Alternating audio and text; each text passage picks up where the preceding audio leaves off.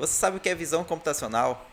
Eu me chamo Iago Monteiro e hoje eu vou analisar os logs do nosso convidado Risonaldo Moura, que é um cara fera em programação.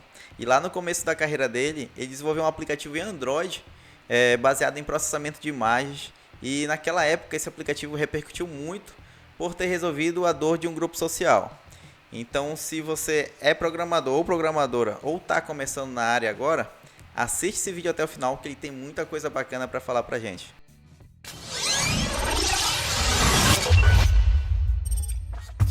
Olá pessoal, sou Risonaldo Moura e provavelmente vocês nunca me viram aqui pelo canal, certo? Eu fui convidado pelo Iago aí do canal Papo Digital para participar de um quadro bem legal aí que está com uma iniciativa que é o canal de logs do convidado, certo? Então aqui a minha missão é responder 3 perguntas simples, mas às vezes complexas. Bora lá. A primeira é quem eu sou, a segunda é algo que eu fiz e a terceira é como ou porquê eu fiz essa determinada coisa, certo? Então, bora lá. Primeira coisa, quem eu sou, né? Profissionalmente, meu nome, claro, sou Risonaldo Moura. Profissionalmente, eu sou engenheiro de software e atualmente eu atuo como desenvolvedor iOS sênior, certo? E para quem não sabe, desenvolvedor iOS ele desenvolve aplicativos para iPhone, certo? E também eu sou formado em redes de computadores. Basicamente é isso. Então, bora para a segunda pergunta. Uma coisa que eu fiz, certo?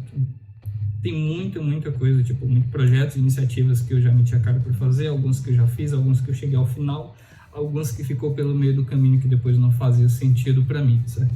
Mas um projeto que me chamou bastante atenção, que eu iniciei junto com uma equipe e que também gostei bastante, foi o Buzz ID, certo? Isso mesmo, Buzz ID, que em inglês, traduzindo em inglês e português, significa identificador de ônibus, certo? E o que é esse aplicativo, né? Esse aplicativo permite que uma pessoa com limitação visual, uma pessoa cega ou de baixa visão, ela consiga identificar um ônibus que esteja à sua frente, utilizando a câmera do celular e sem conexão à internet, certo? Esse foi o projeto, o Buzz ID. Mas por que fazer um projeto para pessoas com deficiência visual, para identificar ônibus e tudo mais, né? E aí a gente chega na nossa terceira pergunta: como ou por quê, certo? Primeiro de tudo, eu queria deixar claro que tem uma filosofia de que a tecnologia ela foi feita, ela deve ser feita, na verdade, para ajudar as pessoas, certo? Se uma tecnologia ela é feita para prejudicar a vida de um outro ser humano, essa tecnologia não deveria existir ou não deveria estar sendo aplicada nesse ponto, certo? Então, no campo da tecnologia, a gente tem a tecnologia assistiva. O que é uma tecnologia assistiva? É uma tecnologia em que ela é feita para suprir uma necessidade, principalmente física-motora do ser humano. Por exemplo, uma pessoa com limitação visual. Tá, mas como que eu cheguei a desenvolver um aplicativo desse? Tá. Então, vamos lá. Eu estava no 8º semestre da faculdade, então tinha uma matéria chamada processamento de imagens e nessa matéria a gente devia desenvolver uma aplicação utilizando o processamento de imagem. E processamento de imagem, ela é uma aplicação... Deixa eu passar.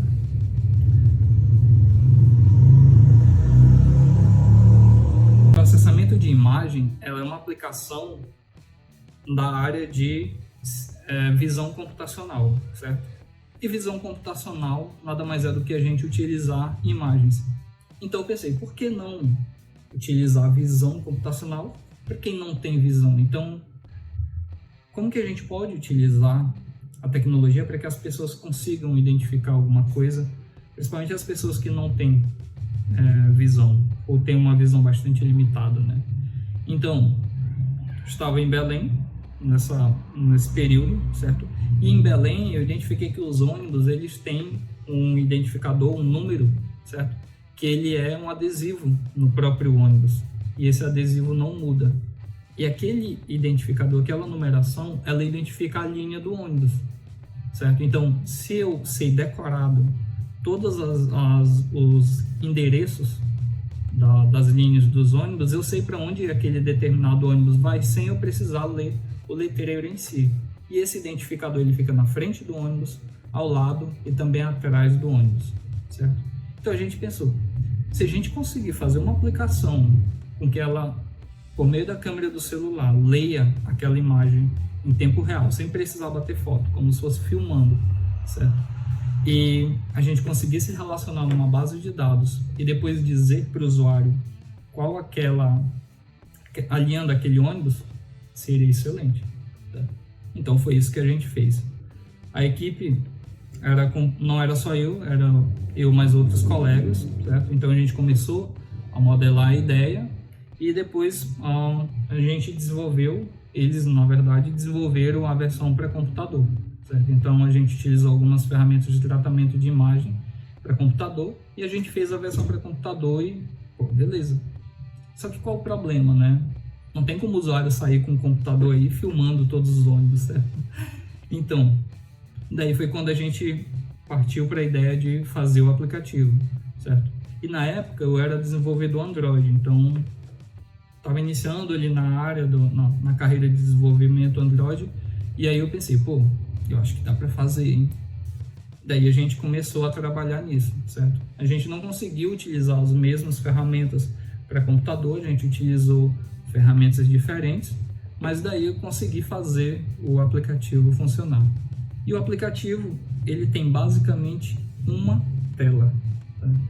Com uma tela, a gente conseguiu resolver o problema do usuário. Como é? O usuário abre o aplicativo, ele já é direcionado para a tela principal do app, certo? E nessa tela, aparece o que está sendo filmado pela câmera. Uma pessoa com limitação visual não vê, claro, não vai conseguir identificar. Mas uma pessoa que enxerga, ela vai saber que está sendo filmado. Mas como utilizar esse aplicativo? Você abre o aplicativo, direciona o celular em direção ao ônibus, para onde ele está, certo? E daí já vem a mensagem dizendo qual a linha daquele ônibus. Moto de novo. E então o usuário, de novo. E então o usuário, ao direcionar o celular para o ônibus, o celular, em menos de 1 segundo, ele começa a falar a linha do ônibus. Por exemplo, ver o peso UFPA, que é uma linha bastante comum lá em Belém, certo? Feito isso, a gente consegue resolver o problema do usuário. E como que isso impactou na vida das pessoas, né? Era só um projeto de disciplina. Porém, a gente se arriscou mais e decidiu lançar na Google Play, certo? Então, no dia que a gente apresentou o trabalho, a gente também disse, esse aplicativo já está disponível na Google Play e já está servindo para as pessoas baixar, certo? E aí a gente começou a divulgar com a mídia da UFPA. Apresenta o nosso trabalho para ver o que dá, né? Para incentivar a tecnologia assistiva, né? E aí então a UFPA divulgou. E aí começou algumas produtoras procurar a gente para fazer entrevista. Várias emissoras de TV, rádios e os próprios sites também começaram, né? E aí isso ganhou isso expandiu tanto, né, em notícias, que de repente a gente estava... Moto de novo. E de repente a gente já estava fazendo entrevista para rádio de outros estados, já estava gravando matéria com diversas emissoras, a gente já estava enviando matéria para outros países, certo? Então isso ganhou uma repercussão internacional também, certo? Então um único projeto, certo? Um projeto de disciplina, uma única tela, certo? Para resolver o problema de centenas de usuários, certo? E ele funciona em todo lugar? Não, ele funciona na região metropolitana de Belém, porque é na região metropolitana de Belém que nós temos esse padrão de identificar ônibus. Então, para as outras regiões, teríamos que ter um padrão diferente de identificar. E ele funciona sem conexão à internet, ou seja, não é necessário esperar que o usuário tenha internet para que ele consiga utilizar o aplicativo, certo?